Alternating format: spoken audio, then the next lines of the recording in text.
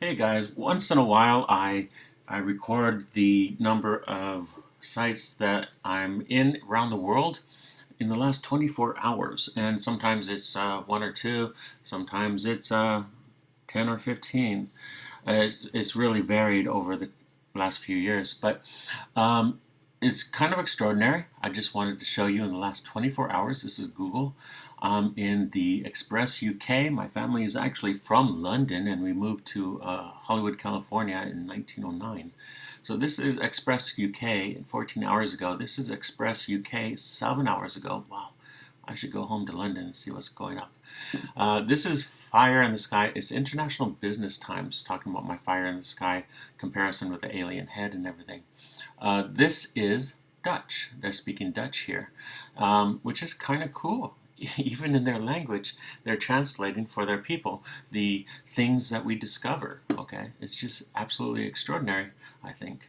And George Waring playing soccer. Okay, he's a cousin of mine. Okay, in England.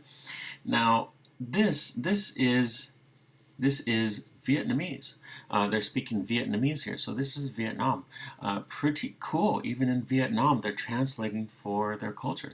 And over here, this is Asia down here. Pretty neat. The Mice Times Asia Press, which is pretty interesting. So I just wanted to show you this and say that if you keep at your blogs and keep at your research looking for alien things, that the news will take you and they will put you into the news, and they will spread the news of all the things you're teaching, and they'll help you teach. They're helping me teach really around the world. I don't know why it's me. It should be somebody else, but for some reason it's me. So I love it. It's great because it's spreading the word. I mean, it's like social sharing, basically. And I love them for doing that.